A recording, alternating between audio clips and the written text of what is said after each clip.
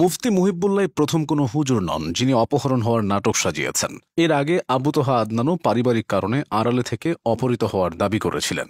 এছাড়া মুফতি আমির হামজা জেলের ভেতরের বর্ণনা দিতে গিয়ে একবার এক রকম কথা বলেছেন। ইসলাম সম্পর্কে জ্ঞান রেখেও এমন প্রতারণামূলক কাজের কারণে তাদের সমালোচনা করেছে খোদ ধর্মপ্রাণ অনেক মুসলমান। সবচেয়ে বেশি সমালোচিত হচ্ছেন মুফতি মুহিবুল্লাহ মিয়াজি। অপহরণের নাটক সাজিয়ে ইসকনের ঘাড়ে দোষ চাপাতে চেয়েছিলেন তিনি। এখন নিজের খোঁড়া গর্তে তিনি নিজেই পড়েছেন। টঙ্গী পূর্ব থানার বিটিসিএল টিএনটি কলোনি জামে মসজিদের ইমামতি করা এই মানুষটা সম্প্রতি নিখোঁজ হয়েছিলেন।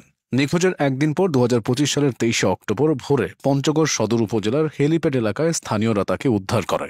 মুফতি মুহিবুল্লাহ দাবি করেছিলেন, জুমার খুতবায় সামাজিক অবক্ষয়, পারিবারিক মূল্যবোধ ও ইসকনের কার্যক্রম নিয়ে বক্তব্য দেওয়ার পর থেকে 12 বার চিঠি দিয়ে তাকে হুমকি দেওয়া হয়। অথচ তদন্তে বেরিয়ে এসেছে ভিন্ন কিছু। মুফতি মুহিবুল্লাহর নিখোঁজের ঘটনাটি একটি সাজানো নাটক ছিল বলে ধারণা করছে police. CCTV footage, mobile tracking এবং চিকিৎসকের প্রতিবেদনেও মুহিবুল্লাহর বক্তব্যের সঙ্গে বড় ধরনের অসঙ্গতি পাওয়া গেছে। তাই তদন্ত শেষে তার বিরুদ্ধেই অভিযোগপত্র দাখিলের প্রস্তুতি নিচ্ছে পুলিশ। ইতোমধ্যে মুহিবুল্লাহ নিজেও তার আগের কথাগুলো থেকে সরে এসেছেন। এই ঘটনাটি অনেককে এক মুহূর্তের জন্য 4 বছর আগে ফিরিয়ে নিয়েছে। 2021 সালে ইসলামিক বক্তা আবু তোহা আদনানের নিখোঁজ হওয়া এবং তার রহস্য নিয়ে তোলপাড় সৃষ্টি হয়েছিল। সে বছর 10 জুন ঢাকার উদ্দেশ্যে রওনা দিয়ে নিখোঁজ হয়েছিলেন আবু তোহা। তখন থেকে তার ফোনও ছিল বন্ধ। ঘটনার পরদিন আবু তোহার প্রথম স্ত্রী দারুস-সালাম থানায় লিখিত অভিযোগ করতে গেলেও তা গ্রহণ করা হয়নি তখন। এরপর আইনশৃঙ্খলা বাহিনীর দিকে আঙুল তুলেছিল অনেকে।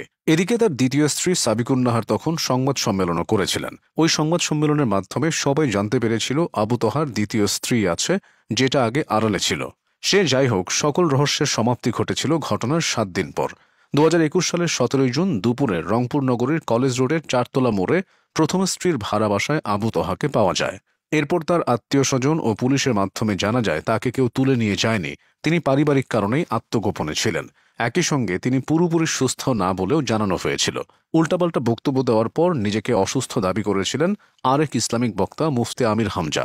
রাশমিকা মান্দানার চেহারা নিয়ে কথা বলার পর সমালোচনা হলে তিনি দাবি করেছিলেন হাসিনা সরকারের সময় জেলে থাকাকালীন এমন কোনো নির্যাতন নাই যা তার উপরে করা হয়নি, যে কারণে তিনি মানসিকভাবে অসুস্থ হয়ে পড়েন। তবে তার জেল খাটার বর্ণনা নিয়েও কম জল খোলা হয়নি। আমির হামজা একবার একভাবে জেলের ভেতর ঘটা ঘটনাগুলোর ব্যাখ্যা করেছেন।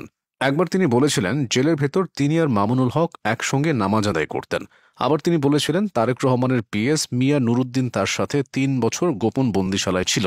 আমির হামজা দাবি করেছিলেন তারেক রহমানের পিএস গিয়াসউদ্দিন মামুনের সাথে গোপন বন্দিশালায় তিনি মাঝে মাঝে লুডো খেলতেন। ভুলভাল এমন বক্তব্য দিয়ে সমালোচিত হওয়া আরেক বক্তা তারেক মনোয়ার। ইসলাম সম্পর্কে জ্ঞান দিতে এসে তারেক মনোয়ার হাস্যরসের পাত্র হয়েছেন। কথায় কথায় 1990 সালের বর্ণনা দিয়ে হয়েছেন ব্যাপক ট্রোল।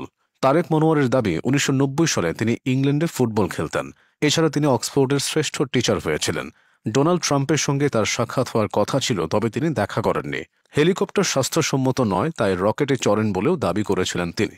একসময় ডক্টর ইউনুসকে সুদখোর বললেও এখন তিনি ডক্টর ইউনুসের জন্য দোয়া করেন।